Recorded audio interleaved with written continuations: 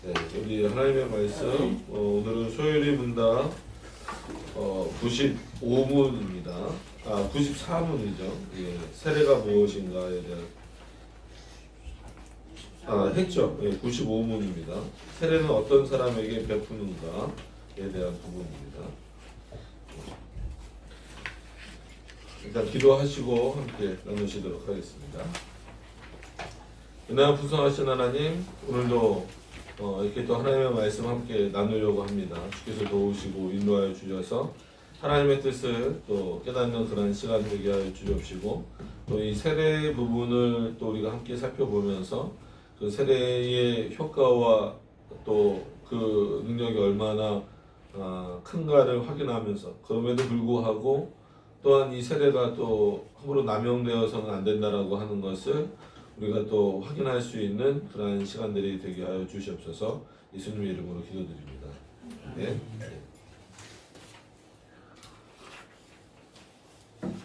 자, 세례는 어떤 사람에게 베푸는가에 대한 부분입니다. 그래서 지난 시간에 이제 그 세례에 대해서 우리가 함께 나눴습니다. 그래서 세례를 주시는 주체는 삼위일체 하나님이시다. 그래서 성부만 주시는 것도 아니고 성자만 주시는 것도 아니고 성령만 주시는 것도 아니고 공이 성부 성자 성령의 이름으로 주시는 거다. 그래서 물을 꼭 이렇게 뭐 침례라 그러죠. 그런 방식으로 하지 않아도 이렇게 물을 찍어서 이렇게 하는 방식으로 일반적으로 한다라고 이제 표현 말씀을 드렸습니다. 그래서 일단 세례의 주체가 누구냐가 중요한 것이고, 그리고 너무 그 외형적인 거를 가지고 논쟁을 하게 되면 나중에 불필요한 논쟁까지도 이제 하게 되는 겁니다. 그래서 뭐 저도 이제 그 침례교 안에 있는 분들한테 들은 건데, 뭐 앞으로 넘어지는 거,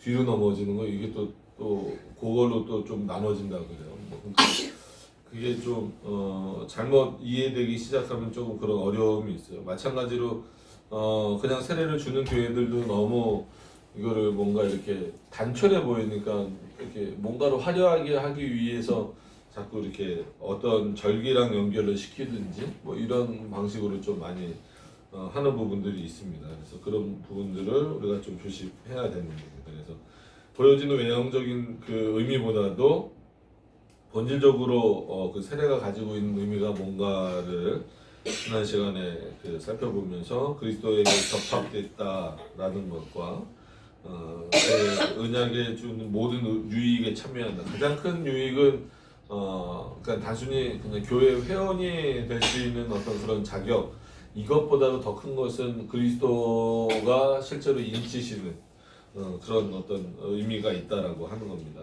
그럼에도 불구하고 세례가 곧 구원이다 이렇게 표현해서는 안 된다라고 하는 겁니다. 그러니까 그런 어떤 그 구별들을 좀 잘 하셔야 돼요. 그래서 특히나 우리나라 교회 같은 경우는 너무나 그 세례 교육이나 이런 것들이 없이 세례를 받은 분들이 많아서 그런 분들에 대한 한마디로 신앙에 대한 확인이나 아니면 그 추후에 이런 것들을 어떻게 교육해 나갈 것인가에 대한 문제가 솔직히 숙제입니다. 근데 그것에 대해서 크게 관심이 없죠. 그냥 세례를 몇 명 받았느냐, 이것만 이제 그 좀 관심을 많이 갖는 경우가 있어요. 그래서 저도 부교육자를 이렇게 하다가 보면 누구에게 세례를 주냐보다도 세례 받을 사람 없어? 이렇게 이제 요번 뭐 어떤 절기 때 세례 받을 사람 없어? 이렇게 이제 얘기가 나오는 경우가 많아요. 그러면은 마치 그런 만들 사람을 좀 억지로 만들어내는 듯한 모습도 있고 뭐 좀 그렇습니다. 이제 그런 부분들이 좀 개인적으로는 좀 문제라고 생각을 합니다. 뭐 저만 그렇지 않고 많은 분들이 공감을 하면서도 이제 고쳐지지 않는 그런 부분들이죠. 그런 게 이제 전체적으로 이렇게 좀 다 섞여 있어서 마치 성탄절이나 부활절 이럴 때는 뭐 유아 세례라든지 아니면 이런 세례라든지 어떤 다른 세레머니가 이렇게 같이 좀 어우러져야 그게 더 풍성해 보이는, 그러니까 우리 눈에 보이는 것만 자꾸 좀 찾아가는 그런 현상들이 좀 있어요. 그래서 그때 좀 받을 사람을 좀 만들어내야 되는 게 좀 어려움이 있죠. 근데 그거보다 더 중요한 것은 세례를 그럼 누구에게 줘야 되느냐 해서 오늘 95분에 이제 나와 있는 것처럼 불신자에게 주는 게 아닙니다. 그러면 세례는 불신자들이 그죠. 그러면 당연히 이제 그 그리스도를 모를 때에는 불신자죠. 그 세례는 불신자들이 그리스도를 믿고 근데 여기서는 이제 그리스도를 믿는다라고 표현이 되어 있지만 어떤 의미에서는 단순히 그리스도가 우리의 구주, 그다음에 영원한 중보자가 되신다. 물론 이게 가장 핵심이기 때문에 이제 그걸 묻죠.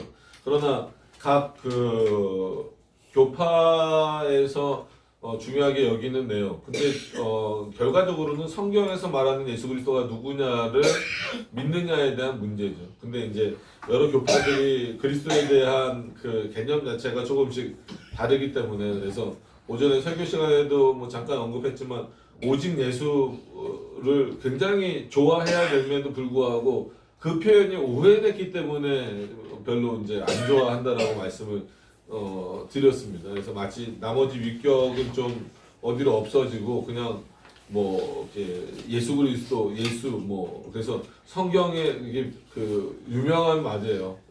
성경에 어디를 찔러도 그리스도의 피가 흘러야 된다 이런 표현도 있거든요. 그러니까 그런 걸 들으면 사람들이 그래 맞아 막 하는데 뭐 그걸 부정하고 싶은 마음도 없지만 또 너무나 그렇게만 이렇게 가다 보면 그리스도가 과연 누구신가 그러니까 그런 표현을 씀에도 불구하고 실제로 구원론에 있어서는 그리스도의 그 십자가에서 죽으심이 즉 우리를 위해서 대속하신 그 죽으심이 구원의 50%만 차지한다라거나 아니면 뭐 인간의 노력이 어떤 식으로든지 포함이 돼야 된다고 하거나 또 뭐 로마 카톨릭처럼 아예 대놓고 그냥 면죄부를 파는 어떤 이런 행위들을 하면서 그리스도를 믿는다라고 말하는 경우도 많이 있기 때문에 그러니까 쉽게 말해서 로마 카톨릭이 예수 그리스도를 부인합니까? 아니면 그런 인간의 공동 사상을 가지고 있는 교파들에서 예수 그리스도를 믿는 것을 부정합니까? 부정하지 않거든요. 거기도 다 인정한다라는 거예요. 그랬을 때 그러면은 같은 그리스도에 대한 개념이냐, 그러니까 같은 그리스도냐 이렇게 표현할 수도 있지만 조금 그러면은 마치 그리스도가 여러 명이 있는 것처럼 이해를 할 수 있기 때문에 그럼 같은 그리스도의 어떤 그 개념이냐, 성경에서 말하는 그 그리스도는 어디를 한마디로 지지하고 있느냐. 그래서 이제는 원래는 성경이 말하는 예수 그리스도를 믿는 게 당연한 건데 이제는 교파가 워낙 많아졌잖아요. 여러분들이 뭐 이렇게 신학을 공부하지 않아도 그냥 될 수 있잖아요. 뭐 로마 카톨릭은 우리랑 다르지만 언제든지 얘기할 수밖에 없고 로마 카톨릭 있죠, 감리교 있죠, 성결교 있죠, 장로교 있죠. 또 장로교 안에서도 얼마나 많아요. 얼마나 종류가 많습니까? 이 안에서도 뭐 되게 많고 뭐 성결교 얘기했나요? 성결교도 또 그 안에서 나눠지고 감리교도 많고 침례교 있죠. 그 다음에 또 독립교단들 있죠. 뭐 이런 이런 교파들이 굉장히 많단 말이에요. 그럼 여기서 가지고 있는 뭐 기독론이라고 할까요? 어떤 그리스도와 관련된 어떤 사고들이 같아야 되는데 원래는 일치해야 되는데 왜냐면 성경을 중심으로 어떤 그 교리의 내용들을 쭉 펼쳐 나간다면 어느 교파든지 다 같아야 정상이란 말이에요. 정상이. 근데 문제는 그렇지 않기 때문에 문제예요. 그러면 반대로 그래서 같지 않기 때문에 그럼 이 성경이 어디를 지지하느냐가 이제는 중요한 시대가 됐다라는 그것을 판단하는 게 물론 지금 시대만 그런 게 아니라 이미 종교개혁 시대 때는 거대한 로마 카톨릭하고 종교개혁자들하고의 어떤 그런 싸움이었다면 지금은 평화의 시대처럼 보이지만 더 분별하기가 어려워요. 왜냐하면 너무 세분화되어 있기 때문에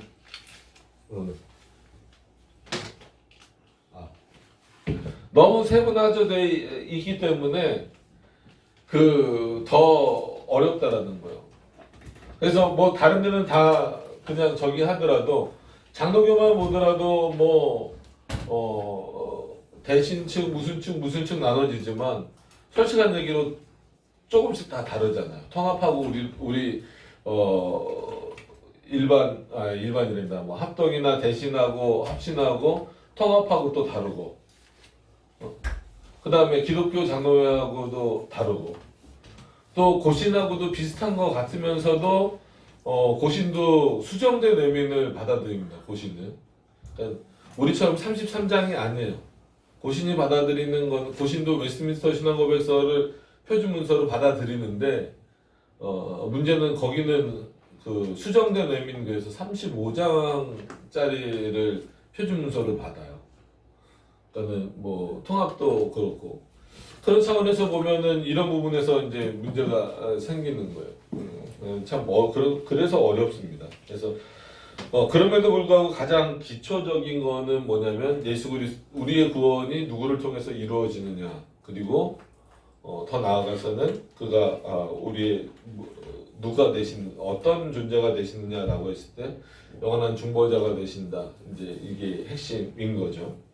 네, 이제 자세히 들어가서 보면 이런 부분들이 있기 때문에 그러면 분명히 제 세례는 안 되는데 어느 정도에서 일치를 봐야 되느냐 이 문제가 솔직히 많이 있어요. 왜냐하면 그 공로 사상을 말하는 쪽에서 그 기독론은 전혀 다르잖아요. 그러니까 우리는 뭐 예수 그리스도를 통해서 구원받는다는 게 이걸 퍼센트로 나타낸다는 것 자체가 좀 뭐 인간의 언어의 한계지만 100%라고 한다면 솔직한 얘기로 그 뭐 로마 카톨릭 같은 경우도 50대 50이잖아요. 50% 50%. 그러면은 감리교는 뭐 50% 말하지 않아도 어쨌거나 신인 협력 사상을 말하기 때문에 인간의 공로를 말한단 말이에요. 그럼 몇 프로가 됐든지 간에 인간의 어떤 그 결정 혹은 공로 이런 것들을 기독론에서 같이 말하고 있다라고 한다면, 그리고 아니면 뭐 그리스도의 비신화 작업이나 이런 것들을 통해서 그리스도를 완전히 인간화해버린 곳에서 말하고 있는 이 기독론, 뭐 기독론이나 아니면 교회론이나 이런 부분들에 대해서 과연 그러면은 이런 교파에서 세례를 받은 사람들, 그다음에 이런 공로 사상이 있는 곳에서 세례를 받은 사람들, 이거를 다 따져 들어가면 상당히 그 좁아질 수밖에 없고, 다시 재교육을 그렇지 않다라고 교육하는 이 과정이 결코 그렇게 만만하고 쉬운 과정이 아니에요. 그러다 보니까 아는 분들은 알면서도 못하는 경우가 있고, 뭐 안 하는 경우도 있고, 못하는 경우도 있고, 모르는 경우도 있고, 참 다양하죠. 그래서 지금은 이단이 아닌 이상은 솔직한 얘기로 계속 말씀드린 것처럼 로마 카톨릭이 이제는 더 이상 그래도 어거스틴의 삼위일체론 정도를 붙잡고 있었기 때문에 그들의 영세를 인정했었는데, 이제 그 정도 삼위일체도 버린 상태에서 다시 논의해야 될 어떤 그런 상황까지 왔는데, 아직 논의가 결정이 되질 않았기 때문에 어쩔 수 없이 그 교회법에 따라서 영세를 인정할 수밖에 없는 차원이야. 개교회별로 만약에 우리가 독립교회다라고 한다면, 독립파에 속해 있는 교회다라고 한다면 우리 교회가 판단하면은 되지만, 우리는 장로교회에 소속돼 있기 때문에 교단이 어떻게 판단하느냐가 이제 제일 중요한 문제거든요. 그래서 예를 들어서 우리 개신교단이 로마 카톨릭의 영세는 인정하지 않겠다, 이런 이유 때문에 인정하지 않겠다, 그러면 그게 이제 우리의 공식적인 입장이 되지만, 그렇게 되기 전까지는 계속해서 문제 제기를 하고 있음에도 불구하고 어쩔 수 없이 이렇게 말하고 있는 로마 카톨릭에서 받은 영세까지도 인정을 할 수밖에 없는 차원이에요. 그러니까 이런 게 굉장히 어렵죠. 그러면 예를 들어서 천주교인이 이렇게 왔을 때 어떻게 해야 될까에 대한 부분은 그냥 교육하는 것밖에 없는 거예요. 그러니까 문제는 이 교육을 얼마나 십지 의지가 있는가, 이것도 중요합니다. 이것도 상당히 중요해요. 네, 개혁교회 목사님들은 십지 의지는 당연히 다 있어요. 근데 뭐 핑계 같을 수도 있지만 그럼 받을 의지는 얼마만큼 있는가라고 했을 때 바탕이 그렇게 이렇게 공부하는 바탕이나 어떤 걸 새롭게 이렇게 확인하는 바탕이 되질 않았기 때문에 이게 거의 없는 경우가 많아요. 거의 없는 경우가. 그래서 물론 이렇게 일부러 개혁교회를 찾아오신 여러분들은 또 다르게 생각을 하시겠지만 대부분 이렇게 있어 보면서 뭐 감리교에서 오거나 아니면 심지어 로마 카톨릭에서 오거나 뭐 침례교에서 오거나 이렇게 왔을 때 그분들을 뭐 이렇게 교육을 시키려고 하면 상당히 이제 거부하는 경우도 많이 있어요. 이미 난 세례 받았는데 그리고 나는 이미 예수님 믿는다라고 했는데 내가 무슨 교육을 또 받아야 됩니까? 라는 어떤 그런 내용이 있어요. 그래서 아무리 시키려고 하는 의지가 있어도 받으려고 하는 의지가 없기 때문에 참 이 현실적인 어려운 문제들이 있죠. 그럼에도 불구하고 생각해 봐야 될 것은 이게 다 달라요. 그럼 천주교만 지금 문제가 아니라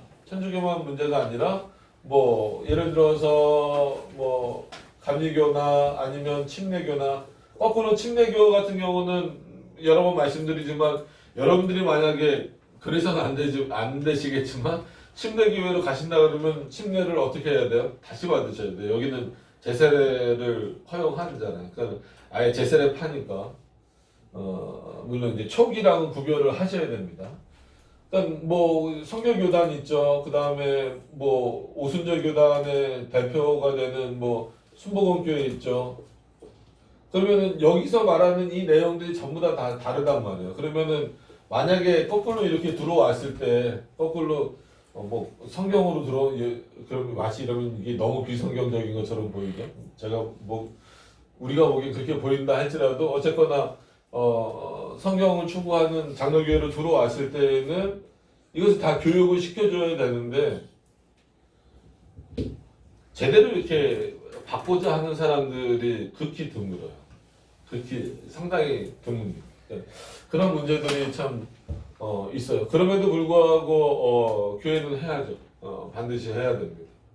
반드시 해야 되는 문제이기 때문에 더 어려워요. 세례를 차라리 안 받은 분들에 대해서는 이렇게 교육을 하는 것에 대해서 그것도 교육이 안 되는 것이 문제이긴 하지만 그나마 그것에 대해서 교육을 하는 것은 뭐 그나마 어느 정도 이렇게 좀 받아들여지는데 그것도 오래 교육하면은 못 견뎌요. 한 2, 3주만 조금만 지나가도 되게 어려워합니다.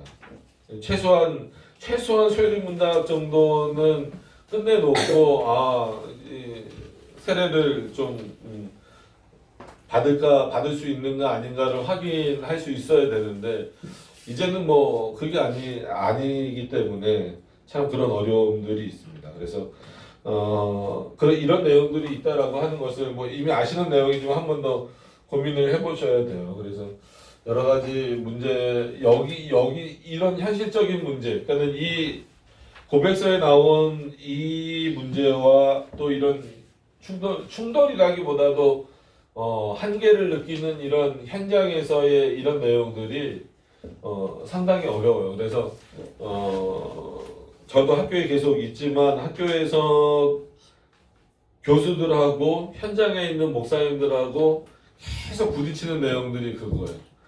학교에서 신학생들한테 가르치는 거는 어디를 기준으로 해서 가르칩니까? 이런 신학업에서 딱 기준으로 해서 가르치잖아요. 그래서 진짜 칼날과 같이 뭐 진짜 이렇게 도려내듯이 다 가르친단 말이에요.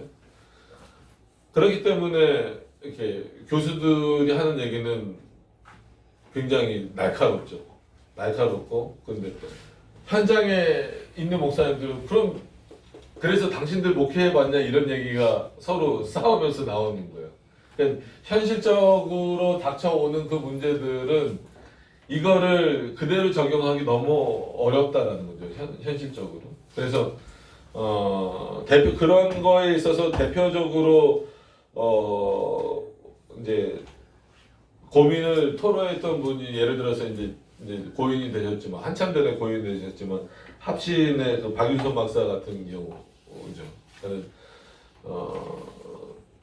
학교에만 있을 때는 뭐 신약학자긴 하지만 아주 그 좀 뭐라 그럴까요? 나름 좀 엄밀한 신학을 이렇게 따라 추구하다가 목회 현장으로 나가셨을 때는 제자들도 약간 좀 의문을 품을 정도로 왜 그러실까 하는 그런 어떤 내용들이 있었어요. 그랬을 때 뭐 변명으로 듣는 사람들도 있고 아니면 그럴 수밖에 없다라는 차원으로 듣는 분들도 있고 이제 참 다양합니다. 그래서 방언 문제도 지금도 그 총신에서도 논쟁이 많아요. 그러니까 예를 들자면 방언 문제요. 그러니까 학교에만 계실 때는 절대 없다. 근데 그분이 이제 목회 현장에 나오셨을 때는 방언은 허용해야 될 것 같다.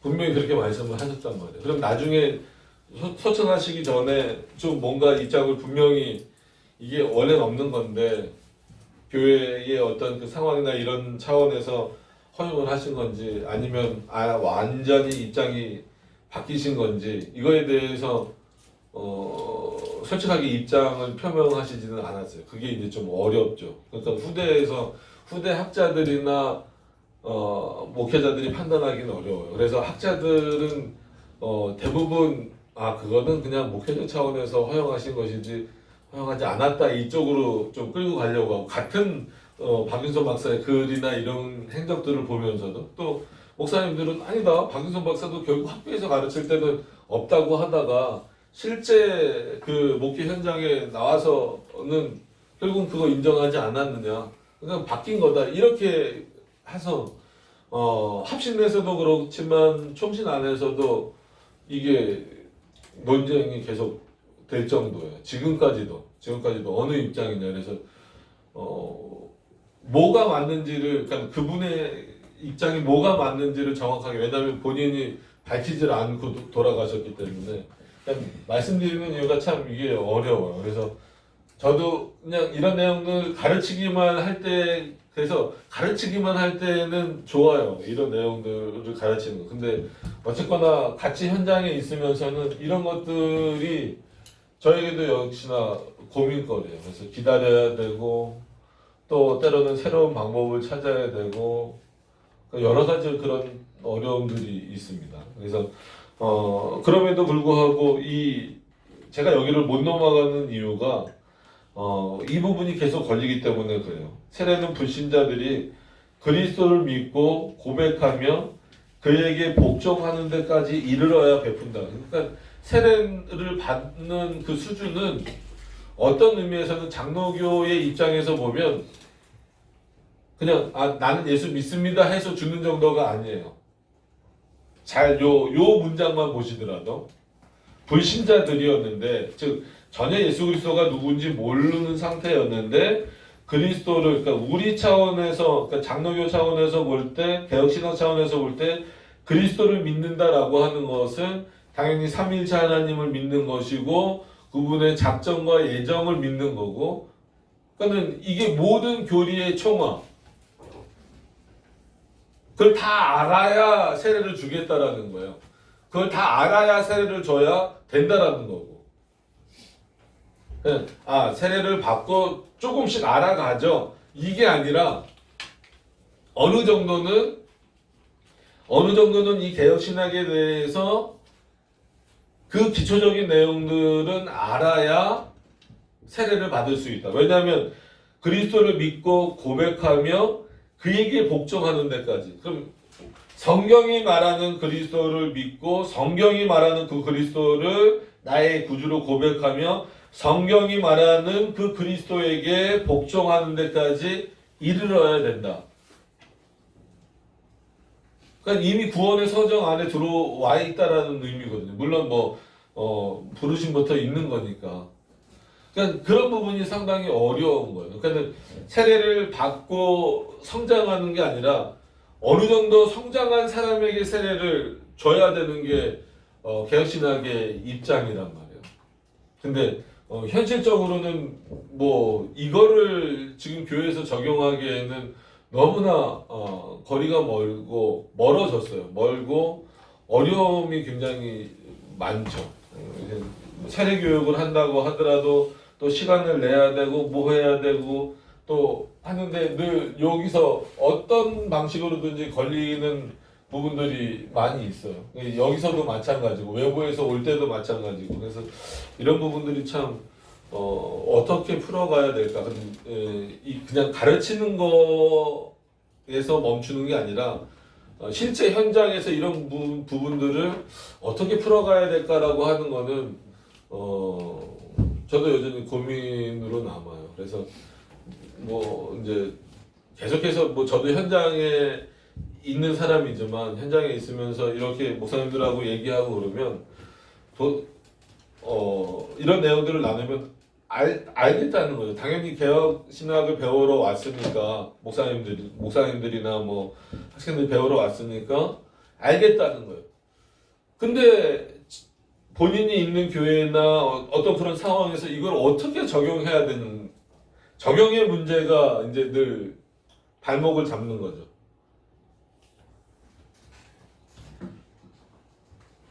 이게 참 어려운 문제입니다. 그래서 다 같이 좀 풀어나가야 될 부분이죠. 그래서 다른 그 대의리 문답이나 이런 데에서도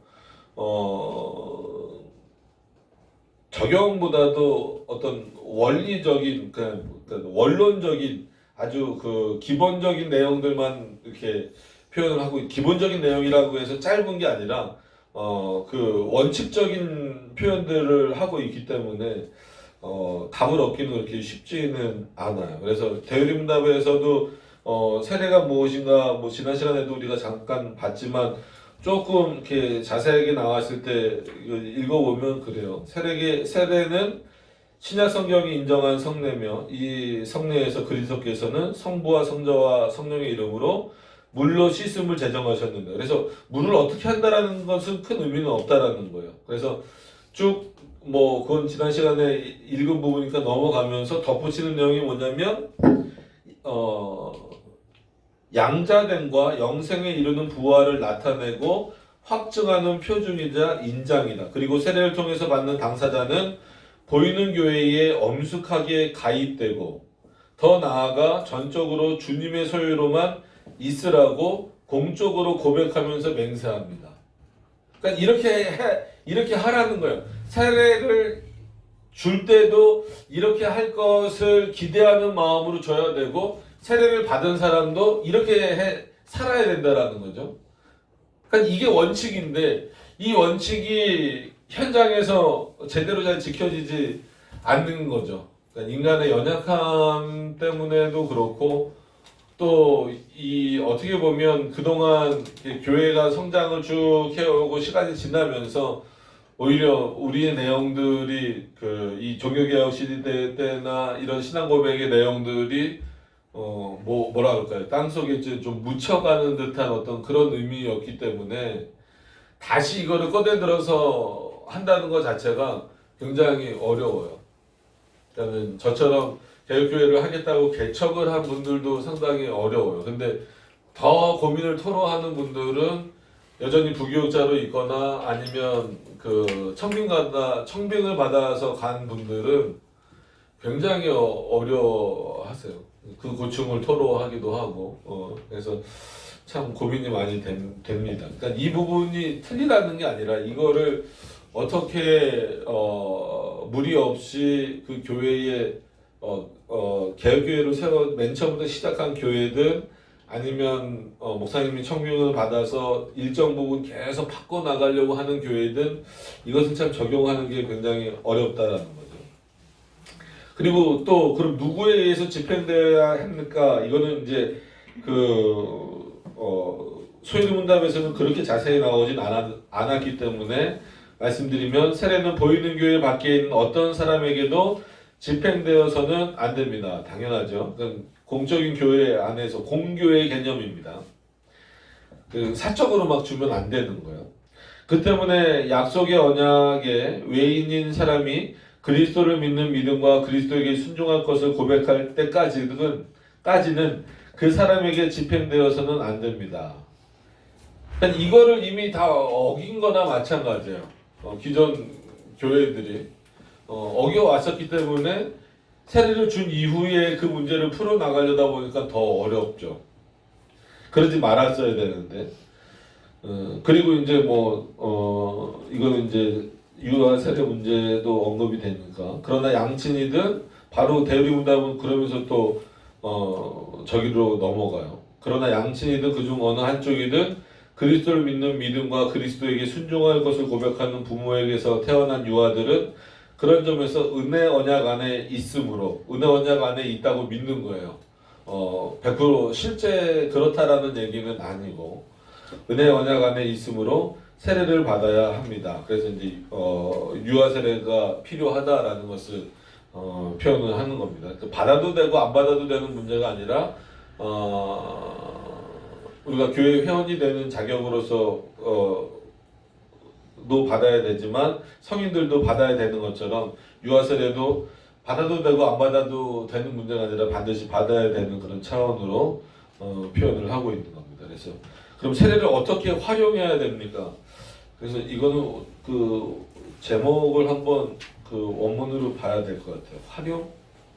활용이라는 부분이 좀 그래요. 그런데 일단 내용을 보시면 우리는 세례를 활용해야 한다는 우리는 세례를 활용해야 한다는 필요하면서도 대단히 등한히하게 되는 의무를 한평생 특별히 시험을 당할 때 그리고 우리가 다른 사람들에게 세례가 집행되는 자리에 참석할 때에 이행되고 세례의 성질, 그리스도께서 그것을 제정하신 목적, 세례를 통해 베풀어지고 보증된 특정과 유익, 그리고 세례식에서 행한 우리의 엄숙한 서약을 진지하게 고마운 생각으로 고찰함으로써 우리의 죄악된 더러움, 세례의 은혜와 우리의 맹세에 아직 미치지 못한 것 쭉 이런 식으로 이제 계속해서 반복돼서 나오는 거예요. 그래서 같은 성령을 통해 세례를 받아 한 몸을 이룬 사람으로서 형제 사람으로 나날을 중간은 이제 넘어간 겁니다. 나날을 보내고 노력함으로써 이행해야 합니다. 이만큼 그러니까 세례가 어떻게 실천적으로 나타나야 되느냐라고 했을 때에는 그의 삶에서 그리스도의 죽으심과 삶의 의미와 더불어서 인치시고 또 성령을 통해서 그가 더 신앙의 성장해가는 모습이 보여져야 된다라는 거예요. 그래서 이제 웨스민스터 그 본문 신앙고백서 본문에도 보면 세례는 단 한 번 맞는 것이지만 단 한 번 맞는 것에서 효력이 끝이는 것이 아니라 그 효력은 계속해서 유지된다라는 거예요.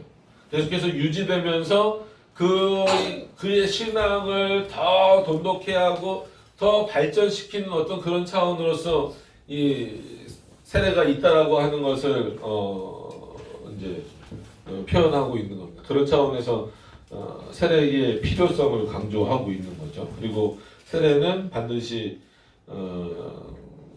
목회자를 통해서만 받을 수 있도록 그렇게 이제 세례 부분에서 그렇게 나와 있어요. 여기도 있죠. 여기도 이제 본문이 있어요.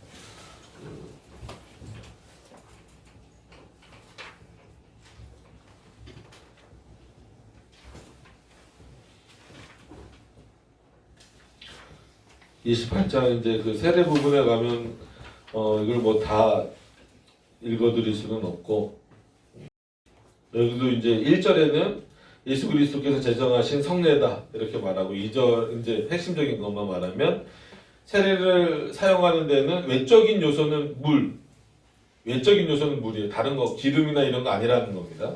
그다음에 세례를 집행하는 일반 일에 합법적으로 부름을 받은 복음 사역자는 세례를 받을 당사자에게 물을 가지고 성부와 성령의 이름으로 세례를 베풀어야 된다. 예. 세례는 세례받을 사람 위에 물을 붓거나 뿌리는 방식으로 바르게 집행될 수 있기 때문에 그 사람을 꼭 물속에 넣었다가 꺼낼 필요는 없다. 너무 직역인데도 오히려 직역이 더 날 수도 있어요. 그렇게 이제 표현을 하면서 복음 사역자라고 했을 때는 목사를 의미하는 겁니다. 그래서 사적인 것도 안 되고, 그러니까 아무리 목사라고 하더라도 그러니까 목사여야 되고, 그러니까 세례를 베풀 수 있는 사람은 목사여야 되고, 그리고 아무리 목사라 할지라도 그 공적인 그 교회의 자리를 벗어나서 주는 것은 그거는 성경이 말하는 세례가 아니다라고 하는 것, 그것을 이제 말하고 있어요. 그래서 이게 세례에 대한 의미를 계속 이제 말하고 있기 때문에 그리스도를 믿는 믿음과 그의 그리스도에게 순종할 것을 실제로 고백한 사람뿐만 아니라 뭐 이제 대우리 문답처럼 이제 부모 중 한 사람 하면서 유아세례 나오고요. 그러면서 5절에 세례 의식을 멸시하거나 소홀히 하는 것이 큰 죄이긴 하지만 맞아요. 그러니까 의도적으로 세례를 안 받아도 된다 이렇게 또 강조하는 분들이 있어요. 그러니까 너무 로마 카톨릭이 영세는 곧 구원이다 이렇게 말을 해버리니까 아니다. 세례 안 받아도 구원 받을 수 있다. 뭐 그럴 건 당연한 거거든요. 그럼에도 불구하고 세례가 어떤 의미인지를 우리는 계속 설명하고 있잖아요. 그리스도가 인치신 거다, 그리스도에게 접합된 거다 이런 부분들 그러면서 그리스도의 인치심이 얼마나 중요한가를 계속해서 강조하고 있는데 반대로 이런 것들을 피하기 이런 어떤 극단적인 것을 피하기 위해서 또 양극단으로 반대편 극단으로 가버리는 거죠. 그러니까 세례의 불필요성을 말하는 것 이것도 잘못됐다라는 거예요. 그러니까 세례 의식을 멸시하거나 소홀히 하는 것이 큰 죄이긴 하지만 세례 없이는 아무도 중생하거나 구원받을 수 없다고 할 만큼이거나 세례받은 사람은 모두 의심의 여지 없이 중생한다고 할 정도로 은혜와 구원이 세례 의식에 불가분하게 연결되어 있지는 않다. 이런 문제. 그러니까는 이것도 동시에 생각을 해야 된다는 거예요. 그러니까 세례의 불필요성을 말해도 안 되지만 그렇다라고 해서 세례를 받은 것이 이 사람이 중생했다라는 증거가 안 된다라는 거예요. 그럼에도 불구하고 세례 받은 자는 누구로 인정하는 거예요? 중생한 자로 인정하는 거예요. 그 말장난 같지만 우리가 판단할 수 없기 때문에 그래요. 그래서 세례가 먼저냐 중생이 먼저냐 우리가 쉽게 판단할 수 없어요. 왜냐하면 솔직한 얘기로 그 입술의 고백이라고 하는 것은 저희가 오늘 등록하면서도 다 받았지만 한마디로 그냥 그렇다라고 말할 수 있는 거거든요.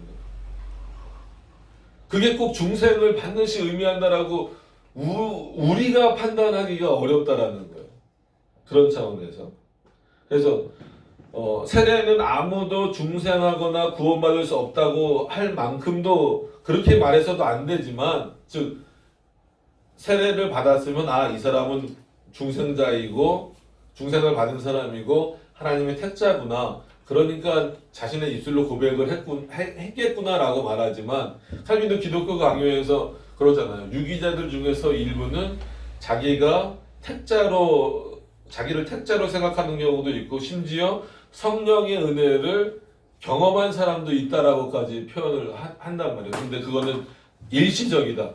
반드시 유기자는 그것이 거짓된 것임을 자기 스스로가 증명하게 된다. 이런 칼빈의 설명이 있지만 그런 표현이 있는 것은 우리가 그렇게 쉽게 구별할 수 없다라는 거예요. 그러면서도 은혜와 구원이 그러면서 세례받은 사람은 모두 의심의 여지 없이 중생한다고 말해서도 안 된다는 거예요. 그러니까 중생하지 않았다라고 말해도 안 되고 중생했다라고 말해도 안 된다는 거예요. 그럼 뭐라고 말해야 되느냐라고 했을 때에는 그래서 법정적인 용어라는 거를 자꾸 쓰는 거예요. 그러니까 다시 이제 이제 의롭다라는 부분으로 돌아오시면 칭의로 돌아오시면 그거예요. 우리는 죄인입니까 의인입니까? 여전히 인간의 본성으로 보면 죄인이잖아요. 근데 어떤 차원에서 우리가 의인이라는 거예요. 그리스도가 우리를 위해서 죽으시고 그의 의가 날마다 우리에게 전가된다라는 것을 믿는 차원에서 하나님이 우리를 어떻게 여겨주시는 거예요? 의인으로 의롭다고 여겨주시는 거예요. 그래서 법정적이라는 거예요. 어떤 의미인지 아시죠? 여전히 우리는 죄인의 상태로 있지만 그리스도로 말미암아 하나님께서 우리를 의인으로 여겨주시는 거예요. 그래서 루터가 그거를 어떻게 풀어야 될 것 같으니까 풀어서 써놓은 표현이 뭐라고요? 우리는 날마다 고침받아가는 의인이다. 라고 썼다라고 표현했다라고 말씀을 들었잖아요. 그럼 죄인이 아닌 거는 아니냐? 죄인은 없어진 거냐? 아니다라는, 여전히 죄인의 모습도 있다라는 거죠. 그러니까 그런 의미와 비슷한 거예요.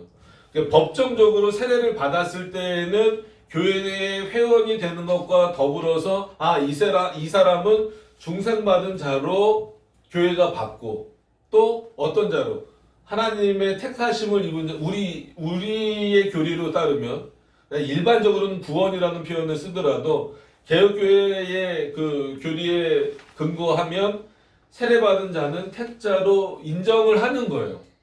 그리고 받아들이는 겁니다. 그렇지만 이거는 공교회가 또 그렇게 받아들이도록 결정을 한 것이지, 세례 자체에 그런 어떤 특별한 효능이 있어서 세례 자체가 그를 중생시키거나 세례 자체가 그를 택자로 바꿔놓을 수 있는, 즉 구원으로 바꿔놓을 수 있는 상태는 아니다라는 거예요. 그래서 이 세례도 어느 정도 세례 받은 사람을 중생 받은 사람으로 인정하고 세례 받은 사람을 구원 받은 것으로 인정하는 그런 차원에서, 뭐 이거를 법정적이라고 쓰지 않지만 굳이 연결해서 쓴다면 칭의처럼 그렇게 법정적인 의미로 쓸 수 있다라고 하는 겁니다. 그러니까 이런 게 참 어려워요. 이거를 개개인을 아주 심층적으로 확인하고 확인해서도 나중에 심지어 그가 죽을 때 그러니까는 혼돈하시면 안 돼요. 그러니까는 그가 죽을 때 그리스도를 부인하게 될 경우에는 그는 거의 그러면 유기자일 가능성이 많단 말이에요. 아무리 교회에서 뭐 직분을 갖고 아무리 목사였다 할지라도. 근데 또 다른 상황이 있죠. 치매에 걸리거나 이런 분들이 이제 소천하기 전에 그리스도를 부인한다. 그거는 이제 직접적인 부인으로 또 보지는 않거든요. 그거는 뭐 진짜 자기 자식도 못 알아보고, 뭐 아내나 남편이 있으면 아내나 남편도 못 알아보고, 가족도 못 알아보고 다 그러는 상황인데 지금 어떻게 하나님이 누군지에 대한 인식을 할 수 있겠어요? 그러니까 병적으로 오는 거니까. 그런 거 말고, 그런 차원에서 부인하는 거 말고, 아주 지극히 정상적인 상황에서 이제 죽음을 맞이하기 직전임에도 불구하고 그때 그리스도를 부인하게 될 때는 오히려 그것을 더 유기자의 특징으로 보게 되는 거예요. 그때서는 알게 되는 거예요, 교회는. 그가 어떤 직분을 갖고 일했다 할지라도. 그래서 실제로 이렇게 몇몇 예들을 보면 어떤 장로님 같은 경우도 심지어 뭐 목사님들 중에도 있어요. 나는 평생토록 예수를 믿어본 적이 없다. 목사님, 여태까지 그렇게 많이 설교했었고 많은 성도들에게 이렇게 한마디로 뭐 세례도 베풀고 이렇게 했던 분이 나는 예수님을 본인은 안 믿었다고. 그거를 죽기 직전에. 그럼 그 목사님 아무리 목사라는 직분을 가졌고 여러 일들을 했다 할지라도 유기자로 볼 수밖에 없는 거예요. 그러니까 이런 상황들이 있어요.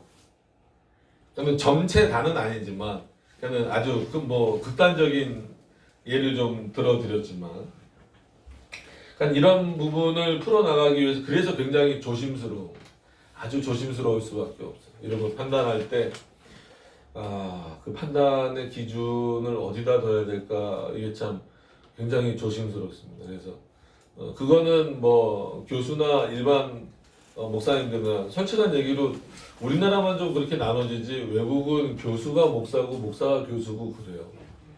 그게 정상이고 그래야 정상이고. 그래서 그런 부분들이 좀 어렵긴 합니다. 현장에서 있을 때. 그러니까 이 5절 자체에서도, 그러니까 웨스민스터 신앙고백서 28장 세례장에 나오는 이 5절 자체에서도 이런 그 어려움이 있음을 얘기하고 있는 거예요. 세례를 소홀히 해서도 안 되고, 그렇다고 해서 세례는 아무 의미 없는 것도 아니다. 세례는 분명히 중생과 그 구원의 의미가 있지만, 그렇다고 해서 세례받은 모든 사람들이 다 중생받았다, 다 구원받았다라고 말할 수는 없다. 그러면서도 이 세례는 반드시 받아야 되는 것으로, 왜? 그리스도의 인치심과 접함이 있습니다. 도대체 그럼 이거 어떡하란 얘기냐라고 얘기가 계속해서 그래서 나올 수밖에 없는 거예요. 이게 참 그런 문제에서 어려운 겁니다. 그래서 소유리 문답은 그 정도 내용까지는 다루지 않고 있어서 좀 이제 외민과 그 대유리 문답을 좀 참고를 좀 했습니다. 오늘 그 95문으로 돌아오셔서도 어느 정도는 있어요. 그에게 그런 차원에서 고백하며 그에게 복종하는 데까지 이르러야. 즉 그리스도에게 복종하는 것. 그럼 지금 그리스도에게 복종한다라는 그 개념은 뭘까요? 예배 당연히 잘 들어야죠. 이거는 공예배를 말하는 겁니다. 특히나 이제 주일 성수와 관련돼서 그리고 어떤 신앙생활의 문제 그리고 헌금에 대한 문제 헌금을 강요하는 건 아닙니다. 그러나 그럼에도 불구하고 그리스도인으로서 마땅히 또 하나님 앞에 드려야 되는 그런 부분들이 있으니까 거기에는 물질과 더불어서 우리의 삶 전체에 그런 내용들도 있어요. 그러니까 그런 부분들을 다 확인하고 준다 그러면은 진짜 죽기 직전에나 세례 받을 수 있다라는 거예요. 이 논리를 아주 극단적으로 적용을 하면, 그죠? 그러니까는 복종하는 데까지 이르러야 베풀 것이요라는 표현을 문자적으로만 적용을 하면 진짜 이 사람이 어떤 삶을 살아냈는지를 보고 세례를 줘야 되는 방식이 되잖아요. 그러니까 그렇게까지 할 수 없기 때문에 최소한 이런 내용 최소한 우리 이제 개혁교회에서는 그리고 교단 헌법에서는 소유리 문답이나 아니면 이것도 너무 많다라고 해서 이제 주로 이제 합동총회에서 만들어낸 거죠. 합동총회에서 이렇게 문답서들이 있어요. 세례 문답서, 그 다음에 학습 문답서, 입교 문답서. 그게 이제 소유리 문답을 압축시켜 놓은 거예요. 여기서 핵심적인 것만 이렇게 딱 빼내서 교육하게 해놓은 게 따로 있습니다. 어쨌거나 기본 베이스는 이 소유리 문답이란 말이에요. 그래서 그런 거 할 바에는 차라리 조금 더 시간을 들여서 최소한 이 세례를 주기 전에는 소유리 문답 정도는 다 공부하고 고백하는 차원에서 세례를 줘야 된다. 이게 이제 기본적인 입장입니다. 그러면 먼저 세례 받은 분들은 어떻게 하느냐?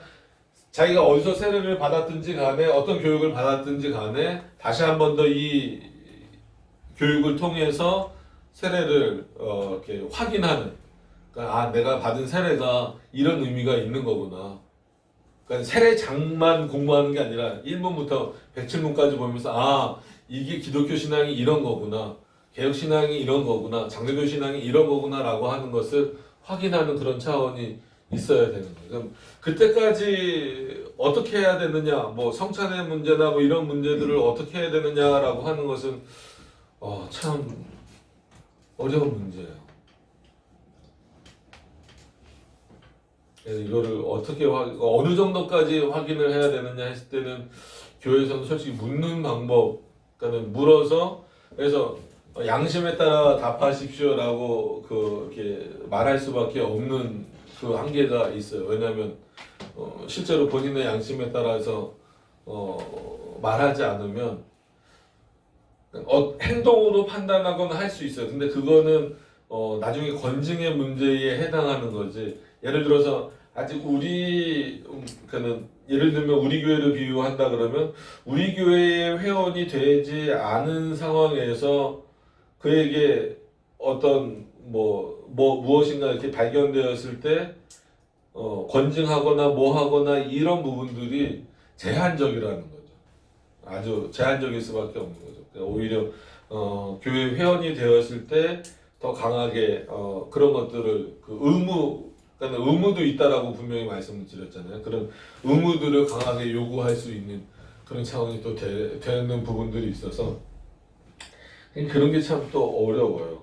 그런 부분들이 오늘 어렵다는 얘기를 정말 많이 하는 것 같은데 그런데 이르러야 베풀 것이요. 그래서 대부분 이거를 그래서 문자적으로 풀지는 문자적으로 풀지는 않고 그래서 대소요리 문답이나 아니면 이제 칼빈 기독교 강요나 이런 데에도 다 이제 세례나 만찬에 대한 부분, 성례에 대한 부분이 나오니까 그 기독교 신앙이 확인되는 차원에서 세례를 주는 방식으로 이렇게 모아지는 거죠. 그래서 예를 들어서 장로교회 같은 경우는 뭐 교남 헌법이나 뭐 이런데 찾아보시면 목사가 혼자 독단적으로 이렇게 세례를 줄 수는 없어요. 그러니까는 당회가 구성되지 않았을 경우에는 뭐 이제 공동의회라든지 아니면 뭐 그런 방식들을 통해서 하고, 당회가 구성이 됐을 때에는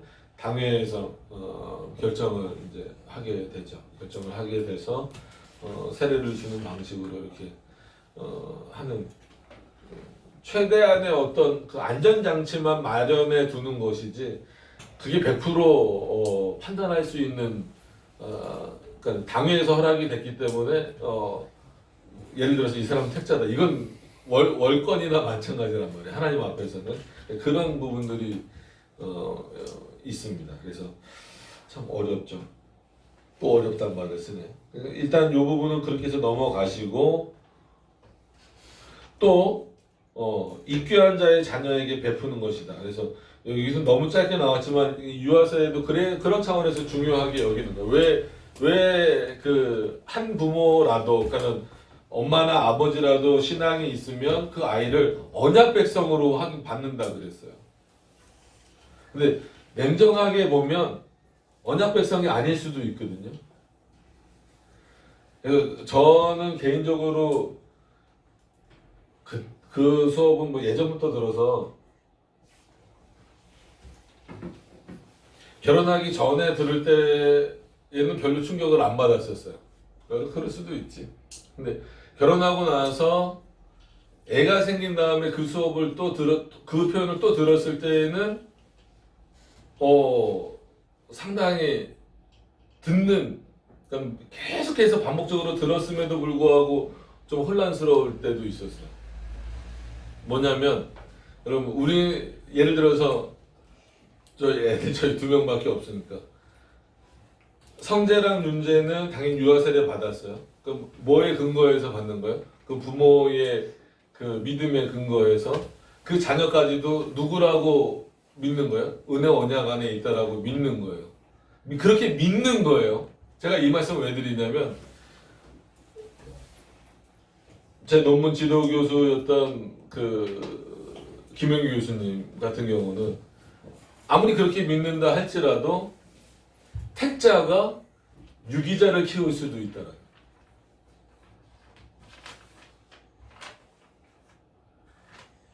웬만하면 이런 말씀을 성도들한테는 잘 안 드리는데 혼란스러워 하실까봐. 왜냐면 창조 전에 택자와 유기자가 결정이 되잖아요. 그러면 택자는 계속 택자만 낳고 유기자는 계속 유기자만 낳나요? 이러지 않아요. 이 하나님의 섭리 안에서 이게 섞이게 돼 있어요.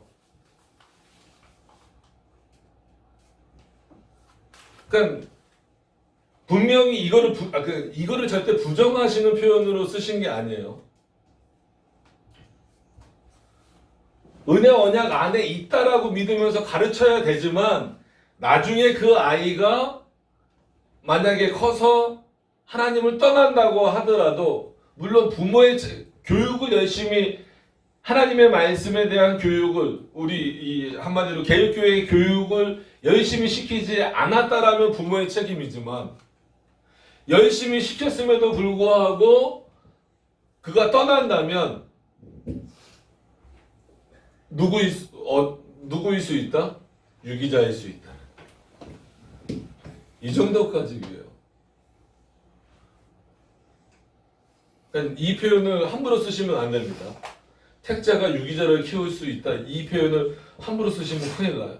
그럼에도 불구하고 왜 이 말씀을 드리냐면, 유아 세례를 받고 그냥 방치해 놓는 경우가 너무 많아요. 한국 교회 특징이 그래요. 여기서 유아 세례를 받으신 분들도 있죠. 그래서 부모님을 통해서 정말 그 신앙의 훈련을 잘 받은 분들도 있습니다. 근데 의외로 유아 세례를 받았음에도 불구하고 안 시켜요. 그냥 마치 방치해 놔요. 그리고 그 아이를 위해서 그냥 뭐 주일날 감사원금 드리는 정도로 그냥 끝나버리는 경우가 너무 많아요. 그래서 이제 그 아이들이 큰 상태에서 뭐 제가 유치부도 맡았었지만 큰 상태에서 뭐 중고등학교라든지 대학교라든지 근데 대학부에서도 그렇지만 더 직접적인 건 뭐냐면 중고등학교를 맡았을 때 그런 걸 많이 느껴요. 그러니까 이런 걸 느낀다는 이걸 제가 판단할 수 있는 문제가 아니라 이걸 느끼는 게 아니라 아 얘는 유아 세례를 받았어도 제대로 교육을 못 받았구나. 그러니까 입교를 해야 되잖아요. 그러면 우리나라 나이로 이게 그 헌법이 좀 바뀌어요. 지금 뭐 만 15세 뭐 이러다가 조금 또 내려왔어요. 만 14세로 내려오고 뭐 만 13세까지 내려왔다가 만 13세는 또 너무 어리다. 그래서 만 14세 이렇게 올리고 또 이거는 솔직히 좀 애매한 문제예요. 그래서 나라마다 좀 다르고 그래요. 그래서 지금은 만 14세로 거의 이렇게 좀 확정이 됐죠. 얼마 전, 한 10년 전까지만 하더라도 만 15세였어요. 그러니까 이거는 교단마다 틀리고 저기마다 틀려. 그러니까는 딱 어디 걸리냐면 중고등부에 걸리는 거예요. 그러면은 이제 입교를 해야 된단 말이에요. 그 유아 세례를 받은 아이들 중에. 그럼 그 아이들을 교회에서는 그냥 주라고 하더라도 그래도 개혁신학을 공부한 차원에서 그냥 줄 수는 없으니까 안 하겠다는 이유 받을 의지가 전혀 없는 애들을 막 붙잡고 나중에 예배 끝나고 못 가게 붙잡아 놓고 시키면 전혀 교육이 안 돼 있는 거예요. 그런 경우가 종종 있어요. 그러니까 된 경우도 있지만 그러니까 부모님을 통해서 신앙의 교육을 받은 경우도 있지만 솔직한 얘기로 경험상 90% 이상 교육이 안 돼 있어요. 안 돼 있는데도 그런 경우가 이제 딜레마죠. 안 돼 있는데도 교회에서는 요청이 오는 거예요. 왜 누구 안 해줍니까? 아니면 부모님이 와서 우리 애 요번에 입교해야 되는데 왜 명단에 없습니까? 제가 명단에 올릴 때 일부러 그런 애들을 좀 뺐어요. 아 얘는 정말 안 될 것 같다. 얘는 정말 아닌 것 같다. 그러니까 부교육자는 한계가 또 있습니다. 그 한계가. 그 교회랑 뭐 이런 관계가 있어서 한계가 있기 때문에 웬만하면 다 그냥 입교 그래 하는데 도저히 얘는 안 되겠다 해서 뺐는데 그러면 뭐 교회에서도 난리 나고 목사님도 난리 나고 그 부모님들도 와갖고 본인이 교육 안 시킨 것에 대해서는 그 관심도 없고 왜 내 애는 뺐냐는 거예요. 그럼 어쩔 수 없이 넣어줘야지 어떡해요. 그리고 그냥 뭐 입교할 때 선서할 때 믿습니까? 그럼 네만 하고 나오면 끝나는데 이게 참 한국교회의 현실이에요. 그래서 단순히 청년층이 없어지고 아니면 교회 인구가 교회 교인 수가 줄어드는 게 우리나라 뭐 저출산국가 해갖고 뭐 아이들이 줄어드는 것 그것과는 상관없이 별개 문제로 이런 차원에서 교육이 안 돼서 떠나는 경우가 많아요. 그러니까 세례를 받았어도, 그러니까 어른들 중에서도 훈련이, 그러니까 그런 교육이 제대로 안 된 상태에서 세례를 받은 사람들은 뭐 심지어 세례 받고 그 다음 주부터 안 나오는 경우도 봤어요. 놀랍고 신기한 일 되게 많습니다. 그리고 아이들 중에서도 입교식만 난 걔 얼굴 입교식 때 처음 본 애들도 있어요. 내가 맡았는데도 불구하고 그렇게 뭐 찾아가고 전화하고 그랬을 때도 못 만났는데 입교식 때는 와서 그때 처음 얼굴 본 애도 있어요. 너가 누구니? 너가 걔니? 한마디로 너가 걔니? 그리고 그 다음 주부터 또 안 나와.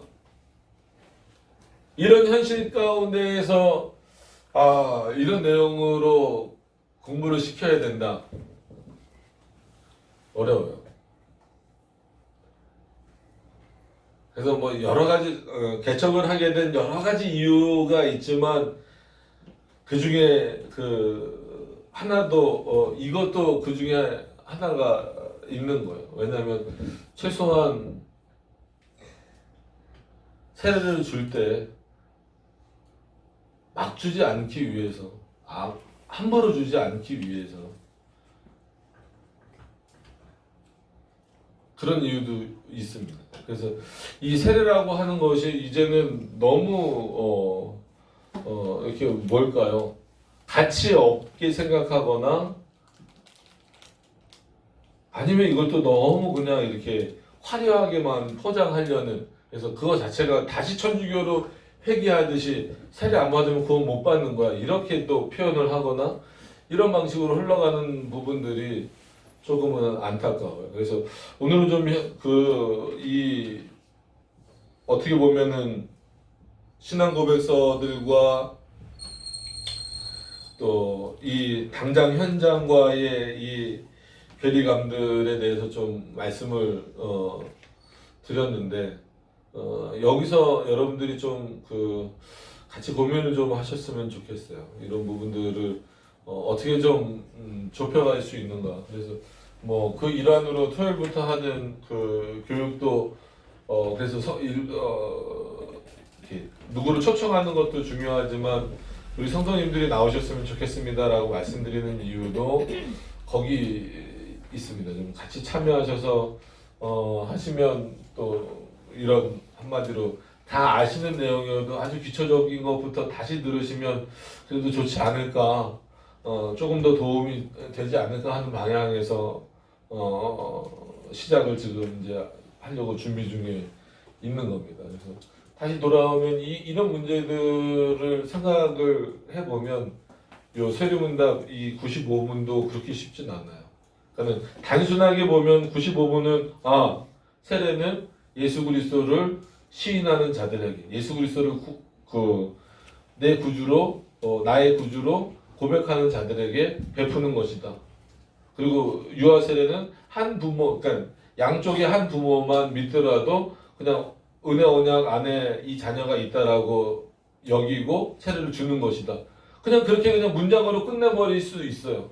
근데 그 안에서 사고할 수 있는 내용들이, 생각해야 될 내용들이, 그리고 현장과 그 연결해 봤을 때 풀어야 될 숙제들이 뭐 일부만 말씀드린 거예요. 예, 여기 이걸 갖고 너무 나중에 고민하지 마세요. 혹시 그래서 제가 고민했기 때문에 그래요. 이걸 몇 번 들었는데도 그냥 그때는 당연하지 하다가 성재랑 윤재랑 태어났잖아요. 그러니까 그런 생각 하면 안 되는데 성재 보면서 참 이쁘다, 내 애가 참 이쁘다, 당연히 그러면서도 택찰까 유기될까. 이게 참 아주 무서운 생각, 절대 그런 생각을 가지면 안 됩니다. 당연히 누구로 여겨야 돼요? 하나님의 백성으로 여겨야 돼요.